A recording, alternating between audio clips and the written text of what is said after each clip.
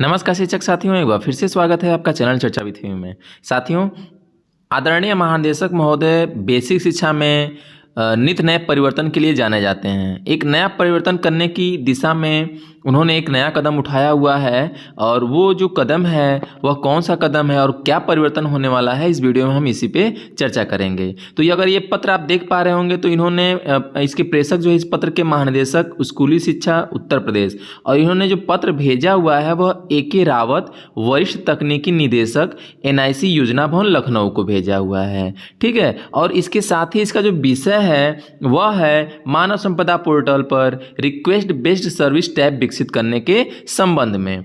ठीक है, तो इसमें अगर आप देख पा रहे होंगे तो लिखा हुआ है, महोदय सूच्य है कि बेसिक शिक्षा परिषद के अंतर्गत संचालित विद्यालयों के शिक्षकों तथा शिक्षणेतर कर्मचारियों के वेतन भुगतान तथा अवकाश प्रकरणों के निस्तारण की कार्यवाही मानव संपदा पोर्टल पर ऑनलाइन माध्यमों से की जा रही है। ठीक है, इससे प्रक्रिया की पारदर्शिता व गति आई है, पारदर्शिता हुई है और उसमें गति आई है। सेवा संबंधी प्रकरणों के निस्तारण की व्यवस्था को अधिक पारदर्शी बनाए जाने हेतु आवश्यक है कि सेवा संबंधी अन्य विषयों को भी पूर्णतया ऑनलाइन तथा मानवीय हस्तक्षेप रहित करते हुए मानव संपदा पोर्टल पर के माध्यम से आहरित किया जाए।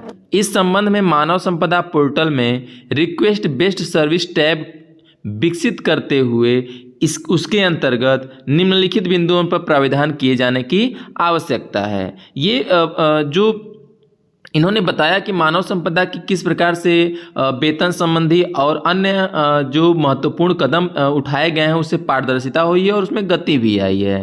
ठीक है, साथ ही रिक्वेस्ट बेस्ड सर्विस टैब विकसित करते हुए उसके अंतर्गत कुछ बिंदुओं को उन्होंने ऐड करने की बात कही गई है, जिसमें देखिए सबसे पहले लिखा हुआ है सामान्य भविष्य निधि से अग्रिम आहरण। ठीक है, जो भविष्य निधि है उससे अग्रिम आहरण के लिए इन्होंने बनाया हुआ है कि अब इसको स्टेप वार समझाया गया है कि सबसे पहले स्टेप 1 में क्या करना है। ठीक है, फिर उसके बाद स्टेप 2 में क्या करना है। ठीक है, स्टेप 3 में क्या करना है।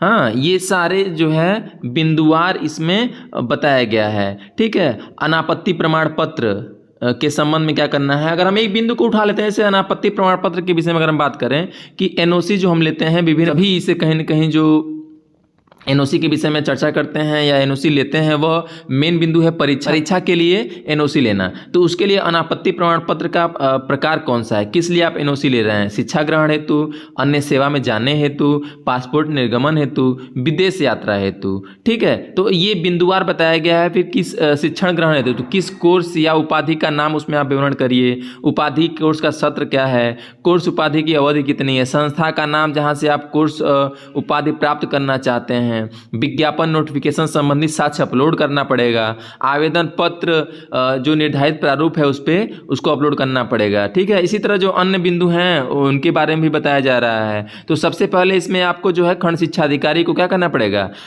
आवेदन के उपरांत, ये इसमें लिखा हुआ है कि आवेदन के उपरांत एक संदर्भ संख्या जनरेट होगी, खंड शिक्षा अधिकारी के पास क्यू जनरेट होगी जिसका निस्तारण खंड शिक्षा अधिकारी द्वारा किया जाएगा।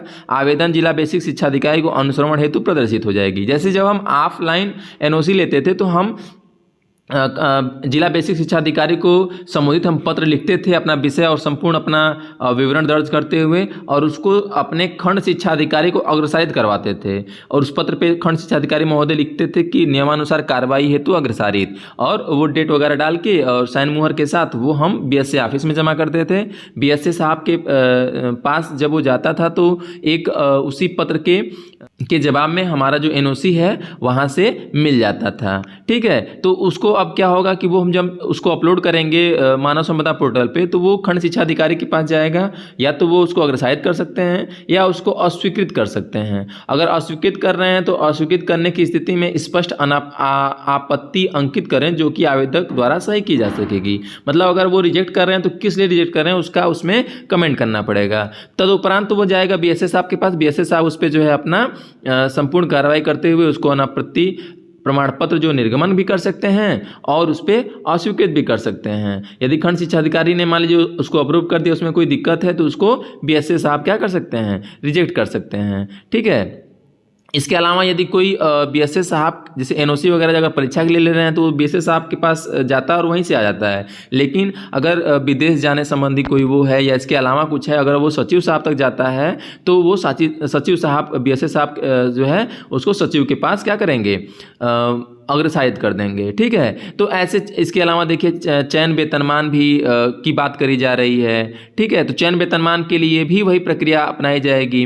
ठीक है, पहले खंड शिक्षा अधिकारी, फिर बीएसए, फिर वित्तम लेखा अधिकारी के पास जाएगा।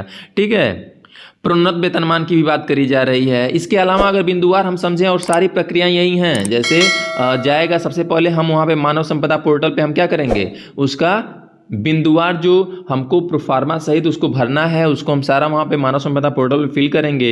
उसके बाद वो जाएगा बीईओ सर के पास, बीईओ उसको अग्रसारित करेंगे बीएसए सर के पास। बीएसए अगर उनके स्तर का है तो ठीक है, नहीं तो अगर लेखा में है या सचिव में है तो उसको वहाँ से अपने स्तर से फॉरवर्ड करेंगे। ठीक है, तो इसमें जो बिंदु हैं वो जीपीएफ इस पे आ जाएगा, इसमें चयन वेतनमान इसमें आ जाएगा, एनओसी जिस पे भी हम विस्तृत चर्चा किए हैं एनओसी उसमें आ जाएगा। अगर आपको नोटिस मिला हुआ है, निलंबन या किसी प्रकार की कार्रवाई की जा रही है तो उसका जो जवाब है वह भी मानव संपदा पोर्टल पे अपडेट किए जाने की बात करी जा रही है। उस पर भी मानव संपदा के इस माध्यम से ही अपने स्पष्टीकरण को 200 शब्दों में भरने की बात करी जा रही है, साक्ष्य सहित। ठीक है, नवीन वेतन भुगतान की बात करी जा रही है, प्रोन्नत यानी कि आपके प्रमोशन के वेतनमान के संबंध की बात करी जा रही है। और इसके अलावा यदि आपके मानव संपदा पोर्टल में कोई संशोधन कराना है तो उसके संबंध में भी ये बात करी। देखिए नवीन वेतन भुगतान इसमें आया हुआ है। ठीक है, तो ये कई बिंदु इसमें जो है इसकी मांग करी गई है। बीएसएस महानिदेशक महोदय ने पत्र लिखा हुआ है कि इन बिंदुओं को क्या हो, रिक्वेस्ट बेस्ड सर्विस टैब विकसित किया जाए। ठीक है, तो देखते हैं आने वाला समय हमारा किस प्रकार से सारी हमारी कार्रवाइयाँ या सारे हमारे जो कार्य थे जो ऑफलाइन हुआ करते थे वो ऑनलाइन की तरफ तेज़ी से बढ़ रहे हैं। ठीक है, तो जल्द ही ये सारी चीज़ें जो इसमें बिंदुवार बताई गई हैं, चाहे वो जीपीएफ हो, चयन वेतनमान हो, एनओसी हो, नोटिस का स्पष्टीकरण हो, नवीन वेतन भुगतान हो, प्रोन्नत हो या मानव संपदा में किसी प्रकार का परिवर्तन हो, तो वो जल्द ही हमारा जो है सब मानव संपदा पे रिक्वेस्ट बेस्ड के आधार पर होने जा रहा है। ठीक है, तो उम्मीद है कि इस वीडियो में आपको दी गई जानकारी पसंद आई होगी। मिलते हैं अगले वीडियो में, तब तक के लिए नमस्कार शीर्षक साथियों।